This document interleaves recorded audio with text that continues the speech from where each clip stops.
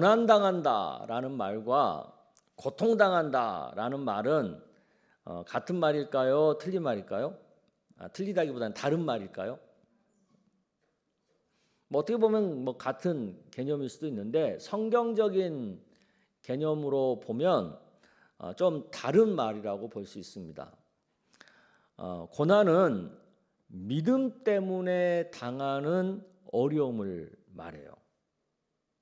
반면에 고통은 죄 때문에 당하는 어려움을 말합니다. 좀 다르죠? 죄가 가득한 사탄의 통치가 미치는 세상 속에서 믿음으로 산다는 것이 쉽습니까? 어렵습니까? 어렵죠. 그래서 고난을 당하는 거예요. 믿는 사람들이.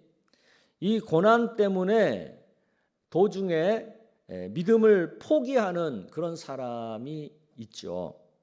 또 반면에 이 고난이 있다 할지라도 오히려 이 고난 때문에 믿음이 더 견고해지고 믿음이 더 장성해지는 그런 분들도 계시죠. 그래서 고난은요, 참 믿음과 가짜 믿음을 골라내는 기능을 해요. 또 고난은 참 믿음을 더욱 성장시키고 더 성숙시키는 그런 기능도 하죠. 그래서 고난을 잘 감당해내면 구원의 은혜를 받을 뿐만 아니라 또한 상받는 은혜까지 누리게 되는 그런 의미가 이 고난 안에 담겨 있습니다. 자, 그럼 고통은 뭘까요? 고통. 내가 저지른 죄 때문에 또는 악 때문에 찾아오는, 겪게 되는 어려움을 말하죠. 죄와 악은 그 특성상 또 그 속성상 필연적으로 고통을 만들어내게 돼 있어요. 그래서 죄를 짓고 악을 행하는 사람은요, 그 고통으로 인해서 괴로움을 겪게 돼 있어요. 요즘 뭐 굉장히 인기 있는 드라마 중에 부부세계라는 게 있다면서요? 거기에 보면 알잖아요.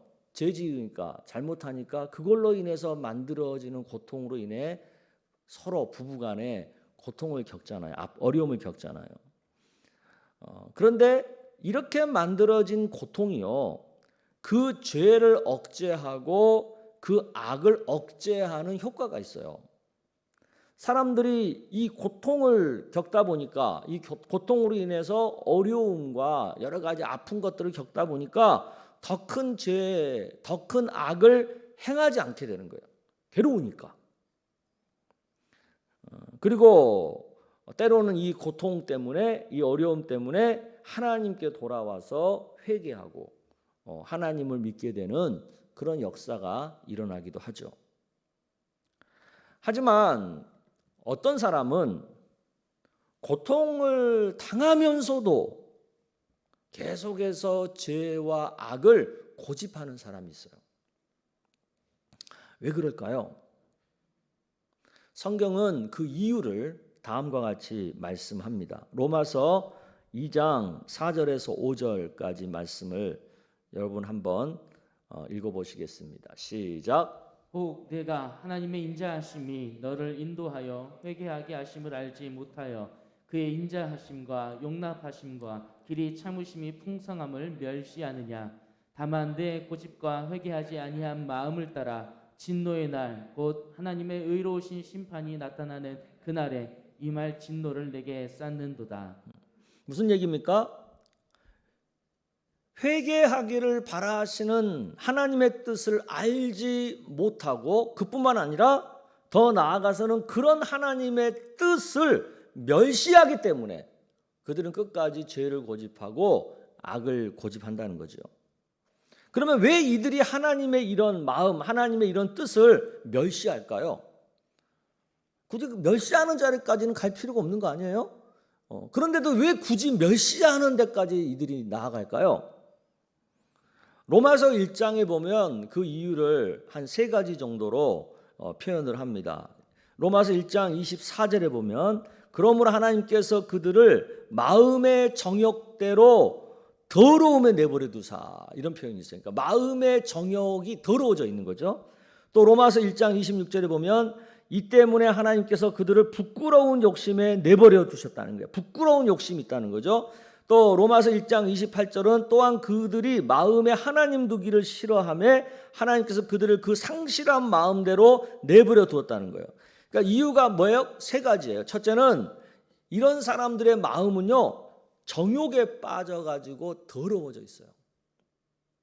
정욕에 더러워져 있어요. 두 번째는요, 이들의 마음은요, 부끄러운 욕심으로 가득해요. 세 번째는요, 이 사람들의 마음은요, 하나님을 싫어해요. 그래서 하나님을 잃어버렸어요. 하나님을 상실해버렸어요. 사람의 마음이 이런 세 가지 어떤 상태에 이르게 되잖아요. 그러면 고통을 당하면서도요, 끝까지 회개하지 않고 죄와 악을 고집하게 된다는 거예요. 그러다가 결국은 영원한 멸망의 자리에까지 이르게 되는 거죠. 그러므로 어떤 사람이 진짜 복된 사람이냐? 고통을 통해 회개하고 하나님께 돌아오는 사람. 또 고난을 통해 그 믿음이 더욱 성장하고 성숙해지는 사람. 이런 사람이 진짜 복된 사람인 거죠. 우리는 이 땅에 사는 동안은요, 이러한 고통과 고난을 결코 피할 수 없습니다. 왜냐하면 우리가 설령 믿음으로 산다 할지라도 여전히 우리는 함께 죄도 짓고 있거든요. 그래서 어떨 때는 죄 때문에 고통을 겪기도 하고, 어떨 때는 믿음으로 사는 것 때문에 또 고난을 겪기도 하고. 그래서 우리 모두는 고난과 고통에서 결코 자유로울 수 없다. 이것을 인정할 필요가 있어요. 그래서 우리가 어떤 인생을 살다가 어려운 일을 겪잖아요. 그러면 분별할 줄 알아야 돼요. 이 어려움이 죄로 인한 고통인지 아니면 믿음 때문에 어쩔 수 없이 겪어야 하는 고난인지, 고통인지 고난인지, 이것을 먼저 분별할 줄 알아야 돼요. 그래서 고통이다 라는 생각이 들면 내가 어떤 잘못을 해서, 어떤 죄를 져서, 어떤 악을 져서 이런 고통이 생겨났는지를 생각해 봐야 돼요. 그리고 그것을 빨리 깨닫고 그것을 회개하면 돼요. 근데 이게 고통이 아니라 아무리 생각해도 내가 잘못한 게 없는데, 잘못 산 게 없는데 왜 이런 어려움이 있지? 그건 뭐예요? 고난이라는 거예요. 그럼 고난일 때는 어떻게 해야 돼요? 오늘 말씀은 바로 이런 믿음 때문에 겪게 되는 고난 앞에서 우리가 어떻게 살아야 되는지를 보여주는 말씀이에요. 오늘 시편 말씀은 고통당하는 사람의 얘기라기보다는 고난당하는 사람의 얘기죠. 누구 얘기예요? 다윗 왕의 얘기입니다. 오늘 말씀의 배경이 되는 시점이 언제입니까? 사울 왕이 다윗을 시기해서 끈질기게 추적하여 다윗을 죽이려고 하는 그런 때예요. 그러니까 다윗은 그때 아슬아슬하게 사울 왕의 추적을 피하여 도망 다니면서 굉장한 고생을 하는, 고통을 당하는 그런 시절이에요. 다윗 입장에서 보면 자신이 왜 이렇게 사울한테 도망 다녀야 되는지 그 이유를 찾기가 힘들어요. 왜? 자기가 사울 왕한테 특별히 잘못한 게 없어요. 그저 다윗은 그때그때 상황마다 최선을 다해 믿음으로 살았을 뿐이에요. 하나님을 의지하며 살았을 뿐이에요. 다윗이 스스로 자기가 이스라엘의 왕이 되겠다고 한 적 있나요? 아닙니다. 어느 날 들판에서 양치고 있는 자기 집에서 빨리 오라고 해서 가봤어요. 갔더니 사무엘 선지자가 자기 머리에다가 기름 부으면서 너 앞으로 이스라엘 왕이어야 된다. 그래가지고 자기는 그냥 믿음으로 순종함으로 그런 줄 알고 그렇게 했을 뿐이에요. 자기가 언제 왕 된다고 했어요? 다윗이 골리앗을 죽이고 나서 스스로 막 잘난 척했습니까? 아니잖아요. 단지 여인들이 그 방정맞은 입으로 사울이 죽인 자는 천천히요, 다윗이 죽인 자는 만만이요, 그렇게 말한 것 때문에 다윗이 그렇게 사울의 시기를 받게 된 거잖아요. 뭐 다윗이 그렇게 노래해달라고 뭐 시켰나요? 부탁했나요? 아니잖아요. 그저 다윗은 다른 사람들은 골리앗 그 거인이 무섭다고 숨기 바쁠 때 자기는 하나님 의지하는 믿음을 갖고 만군의 여호와의 이름으로 하나님을 모독하는 그 악한 골리앗을 물리치겠다고 하는 그 믿음을 가지고 골리앗을 상대로 해서 물맷돌 하나로 골리앗을 쓰러뜨린 것밖에 없잖아요. 단지 자기는 믿음의 행위를 했을 뿐이라고요. 그게 뭐 잘못했어요? 다윗이 스스로 내가 골리앗 이겼으니까 나 높은 자리 주세요 라고 사울한테 요구했나요? 아니잖아요. 사울 왕이 스스로 다윗에게 천부장이라고 하는 역할을 맡긴 거잖아요. 다윗은 그저 믿음을 갖고 책임을 다하는 마음으로 그 천부장의 역할에 충실했을 뿐이에요. 뭐 일 잘한 것도 잘못이에요? 사무엘상 18장 13절에서 16절 말씀을 여러분 한번 보세요. 읽어보겠습니다. 시작. 그러므로 사울이 그를 자기 곁에서 떠나게 하고 그를 천부장으로 삼음에 그가 백성 앞에 출입하며 다윗이 그의 모든 일을 지혜롭게 행한 여호와께서 그와 함께 계시니라. 사울은 다윗이 크게 지혜롭게 행함을 보고 그를 두려워하였으나 온 이스라엘과 유다는 다윗을 사랑하였으니 그가 자기들 앞에 출입하기 때문이었더라. 이처럼 다윗 입장에서는요, 그냥 하나님께 순종했고 하나님 의지했고 하나님이 함께하는 삶을 살고자 최선을 다했을 뿐이에요. 그러면 이렇게 믿음으로 살았으면 그 삶이 어떠해야 되겠어요? 당연히 평안하고 당연히 기쁨이 충만하고 은혜가 충만하고 소위 우리가 말하는 형통한 삶이 되어야 되지 않겠어요? 그런데 지금 다윗은 어때요? 그런 삶이 아니잖아요. 전혀 평안하지 않잖아요. 오히려 들판에서 양치며 살 때가 더 평안했어요. 믿음으로 살다가 지금 더 어려움을 겪고 있는 거예요.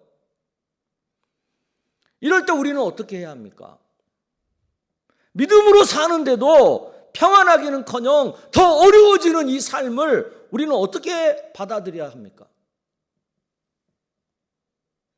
많은 성도님들이 이런 상황을 맞이하게 되면 굉장히 당황하시고 당혹해 하시죠. 어찌할 바를 모르죠. 여러분 어떻게 해야 돼요? 오늘 말씀에서 다윗은 이런 상황에서 우리가 어떻게 해야 하는지를 보여주고 있죠. 그 첫째가요, 입단속을 하는 거예요. 본문 3절에서 5절까지를 한번 보세요. 시작. 주께서 내 마음을 시험하시고 밤에 내게 오시어서 나를 감찰하셨으나 흠을 찾지 못하셨사오니 내가 결심하고 입으로 범죄하지 아니하리이다. 다윗이 이런 상황 가운데서 제일 먼저 조심하고 힘썼던 것이 뭐냐면 입으로 범죄하지 않는 거였어요. 어느 정도 입으로 범죄하지 않으려고 힘을 썼다는 거죠? 하나님이 직접 시험하고 감찰을 하셔도 자신에게서 말의 잘못을 찾지 못할 정도로 세심하게 말조심을 했다는 거예요. 그런데 우리는 어때요? 어떤 작은 시험을 당하거나 작은 고난을 당할 때 제일 먼저 넘어지는 것이 뭡니까? 이 주둥이죠. 입이죠. 이때 입술로 짓는 대표적인 죄가 뭐예요? 나의 정당성, 나의 억울함 때문에 하나님을 향해서는 원망과 불평을 쏟아붓죠. 그리고 사람을 향해서는 어떻게 해요? 비난과 비판을 쏟아붓죠. 그리고 나를 어렵게 하는 그 상황과 형편을 향해서는 어떻게 해요? 긍정하기보다는 부정하기 바쁘죠. 말은 뱉어버리면 주워 담을 수 없는 거잖아요. 그렇기 때문에 입술로 또 다른 죄를 짓지 않으려면 그런 불평의 말, 비난의 말, 부정적인 말 이런 것들이 떠오를 때, 마음에서 떠오르고 생각에 떠오를 때 그걸 뱉어내야 돼요. 그냥 안 뱉어내고 꿀꺽 삼켜야 돼요. 꿀꺽 삼켜야 되는 거예요. 생각은 날 수 있어. 마음에서 떠오를 수는 있어. 근데 그것을 내뱉으면 안 되는 거예요. 그냥 꿀꺽, 꿀꺽, 꿀꺽 삼켜야지. 고난을 당할 때 고난을 잘 이겨내지 못하고 잘 견디지 못하는 분들의 공통점이 있더라고요. 그게 뭐냐면 말을 삼키지를 못해요. 말로 더 상황을 나쁘게 만들어버려요. 하나님을 향해서는 원망하고 사람을 향해서는 비난하고 또 자기 그렇게 만들어진 상황에 대해서는 끊임없이 부정적인 표현을 쓰는 거예요. 못 살겠다, 미치겠다, 어쩌다, 저쩌다 계속 부정적인 말을 쏟아붓는 거예요.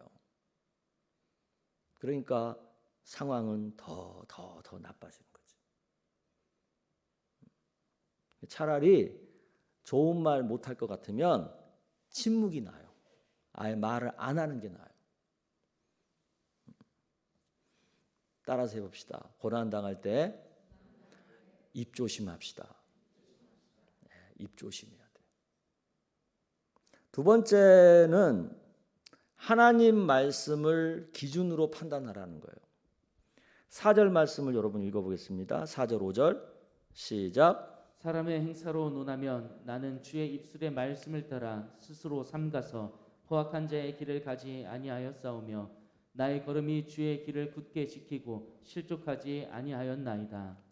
대부분 사람들이 갖고 있는 상황 판단 기준이 있죠. 그것은 사람의 행사로 논하는 거예요. 그건 다른 말로 말하면 어떤 상식, 그 시대의 어떤 정신, 또 당시 유행하는 어떤 풍조 내지 트렌드 이런 것을 가지고 기준을 삼아서 판단을 하게 돼 있어요. 대부분 사람들은. 하지만 다윗은 뭐라고 말해요? 자기는 주의 입술의 말씀을 따랐다 이렇게 말해요. 즉 하나님 말씀을 판단 기준으로 삼았다는 거예요. 왜 그러겠어요? 믿음으로 살다가 당하는 고난은요, 이건 영적인 일이에요. 육적인 일이 아니야. 영적인 일이기 때문에 세상의 상식으로는 도무지 이해될 수 없는 거예요. 따라서 하나님 말씀을 기준으로 판단하지 않으면 그 고난의 이유를 절대 이해하거나 알 수 없습니다. 그러니까 고난당할 때는 어떻게 해야 돼요? 오직 하나님 말씀만 붙들고 그 말씀이 하시는 세미한 음성을 쫓아서 한 걸음 한 걸음 살아가야 돼요. 그러니까 고난당할 때는 그 어느 때보다도 말씀 묵상에 힘써야 돼요. 매일매일 하나님 말씀을 묵상하면서 그 말씀하시는 것에 따라서 하루하루를 버텨내고 살아가야 되는 거예요. 아멘. 자꾸 세상의 어떤 상식, 어떤 세상의 어떤 그런 거 가지고 내 상황을 판단하려고 그러면 어려워요. 이해가 안 돼요. 고난당할 때는 하나님 말씀으로 세상을 봐라. 이것을 기억하시길 바랍니다. 세 번째는 주의 응답을 믿고 끝까지 기도하라는 거예요. 여러분 6절 말씀을 읽어보겠습니다. 6절 시작. 하나님이여 내게 응답하시겠으므로 내가 불렀사오니 내게 귀를 기울여 내 말을 들으소서. 우리가 고난당할 때는요, 마치 사방이 전부 막힌 것 같아요. 자신이 깜깜한 흑암에 갇힌 것 같아요. 한치 앞도 어떻게 내다볼 수 없는 불확실성에 내가 완전히 사로잡혀 있다는 느낌이 들어요. 그래서요, 막상 기도하려고 그래도요, 기도가 안 돼요. 기도하기가 힘들어요. 그런데 그럴수록 어떻게 해야 된다는 거예요? 하나님이 내 기도를 들으실 것이라는 것을 믿고, 내가 어떤 기도를 하더라도 하나님이 내 기도를 들어주실 것이라는 것을 믿고, 그래도 기도에 힘써야 된다는 거예요.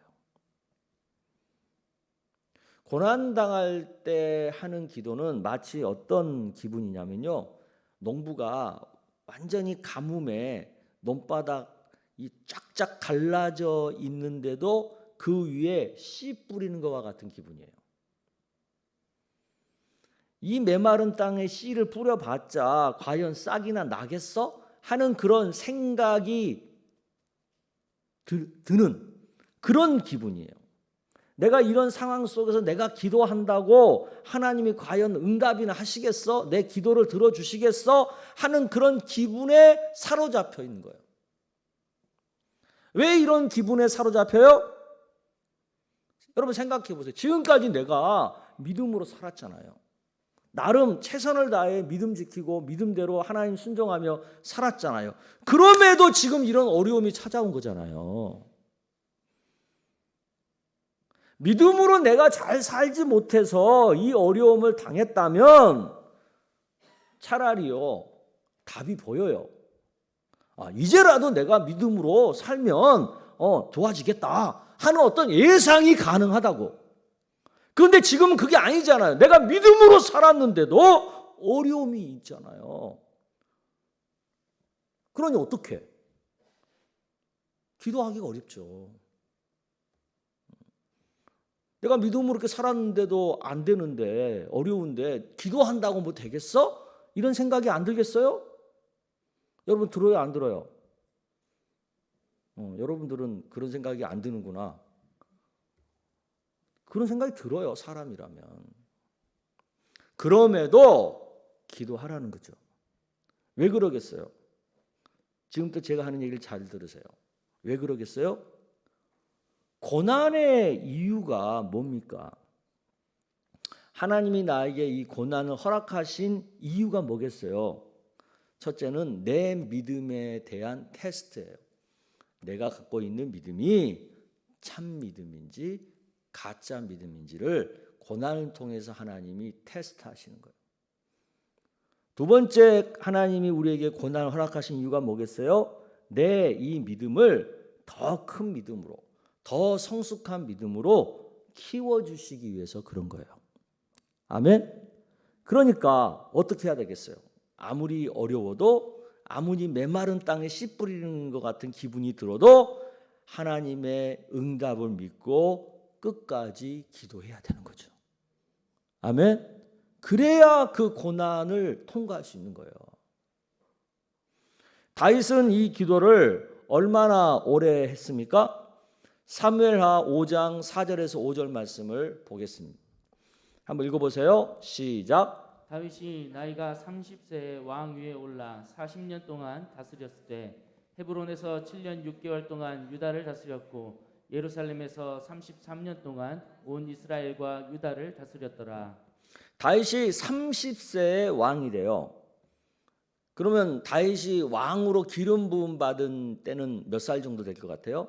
한 15살 언저리로 봅니다. 그러니까 무려 15년 정도를 다윗은 사울 왕에게 쫓겨다녔어요.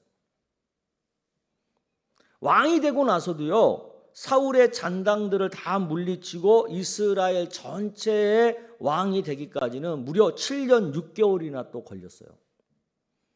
그러니까 다윗이 당한 이 고난의 기간은 무려 몇 년이에요? 20년이 넘는 거예요. 다윗은 20년 넘게 하나님의 응답을 믿고 끝까지 기도한 사람이에요. 고난을 당하면서. 우리들은 한 1, 2년 기도해갖고도 하나님이 응답 안 해준다, 어쩐다 막 그러잖아. 1, 2년 해도 그래도 많이 한 거야. 한두 달 해놓고는 또 그러잖아. 다윗은 몇 년 했다고요? 20년. 다윗이 한 기도의 내용이 뭡니까? 8절에서 9절 말씀 먼저 보죠. 시작. 나를 눈동자같이 지키시고 주의 날개 그늘 아래 감추사 내 앞에서 나를 압제하는 악인들과 나의 목숨을 노리는 원수들에게서 벗어나게 하소서. 주의 날개 아래 또 눈동자같이 지켜달라는 기도죠. 또 13절 14절에서는 무슨 기도를 하고 있어요? 읽어보겠습니다. 시작. 여호와여 일어나 그를 대항하여 넘어뜨리시고 주의 칼로 악인에게서 나의 영혼을 구원하소서. 여호와여 이 세상에 살아있는 동안 그들의 분깃을 받은 사람들에게서 주의 손으로 나를 구하소서. 그들은 주의 제물로 배를 채우고 자녀로 만족하고 그들의 남은 산업을 그들의 어린 아이들에게 물려주는 자니이다. 아멘. 자기를 괴롭히는 악인들을 물리쳐 달라고 기도하고 있죠. 하나님께서는 다윗의 이 기도를 들어주셨어요, 안 들어주셨어요? 들어주셨어요. 15년 동안 사울 왕에 그렇게 쫓겨 다녔지만 사울 왕이 다윗을 죽였어요, 못 죽였어요? 못 죽였어요. 왜? 하나님 눈동자같이 지켜주시고 주의 날개로 보호해 주셨잖아요. 다윗이 왕이 되고도 사울 왕의 잔당과 7년 6개월 동안 전쟁을 치릅니다. 그 전쟁에서 하나님이 어떻게 다윗의 기도를 들어주셨어요? 하나님이 그 사울의 잔당을 넘어뜨려 주시고 물리쳐 주셨잖아요. 그래서 결국 7년 6개월 만에 마침내 다윗이 이스라엘 전체 왕이 될 수 있도록 세워주셨잖아요. 기도를 들어주셨어요, 안 들어주셨어요? 들어주셨어요. 기도 응답이 없는 것 같았는데 그게 아니라 하나님은 기도 응답을 하고 계셨던 거예요. 20년 넘게 기도로 고난을 견딘 다윗에게 어떤 유익이 있었을까요? 그냥 고난만, 어려움만 겪는 세월이었을까요? 그 20년이? 아니에요. 20년 동안 어려움도 있었지만 또 다른 면에서 보니까 다윗에게 큰 유익도 많았어요. 우선 다윗의 믿음이요 크게 성장했습니다. 하나님의 마음에 합한 자라고 하나님이 인정하실 정도로 정말로 멋진 믿음의 사람이 되었어요. 또한 훌륭한 왕이 될 준비를 잘 할 수 있었어요. 15년 동안 고생하고 쫓겨다니면서 자신을 따르는 사람들과 함께하면서 한 나라를 통치할 만한 왕의 자질을 키울 수가 있었어요. 평생 함께할 좋은 동역자를 모을 수도 있었어요. 오랜 세월 고생하면서 함께한 사람들이 훗날 다윗의 좋은 동역자가 되고 또 능력 있는 참모들이 되었잖아요. 힘들 때 함께 동고동락하면서 다윗은 자신과 평생 함께할 수 있는, 자신과 함께 이스라엘을 세워나갈 수 있는 동역자들을, 인재들을 키우고 모았던 거죠. 이처럼 고난은 축복의 또 다른 이름인 거예요. 20년 동안 다윗은 고난의 세월을 보냈지만 그 20년 동안 다윗은 어려움만 있었던 것이 아니라 또 좋은 축복도 많이 있었던 거죠. 천만금 돈으로도 살 수 없는 보배로운 축복을 받았던 거예요. 고난당하는 당시에는 이것을 잘 몰랐죠. 그러나 그 고난을 잘 감당하고 나서 훗날 되돌아보니까 고난 때문에 자기가 받은 축복이 훨씬 많더라는 거죠. 그러므로 하나님이 고난을 주시는 이유를 우리는 잘 알아야 돼요. 고난은 우리들로 하여금 참 믿음을 갖게 하고 그 참 믿음이 더 견고하고 더 장성하고 더 성숙하게 자라도록 도와주는 거예요. 뿐만 아니라 이 고난을 통해서 우리 삶에 필요한 것들을 하나님이 풍성하게 축복으로 공급해 주시는 것입니다. 이것을 믿으시고 고난당할 때는 뭘 잘해야 된다고요? 3가지를 잘해야 돼요. 첫째, 입조심.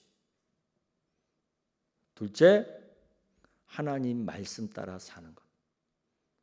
셋째, 하나님의 응답을 믿고 끝까지 기도하는 것. 이 3가지를 꼭 기억하시고 고난당할 때 이 세 가지를 통해서 고난의 또 다른 이름인 축복을 받게 되는 우리 풍성의 성도님들이 다 되시기를 주의 이름으로 축원합니다.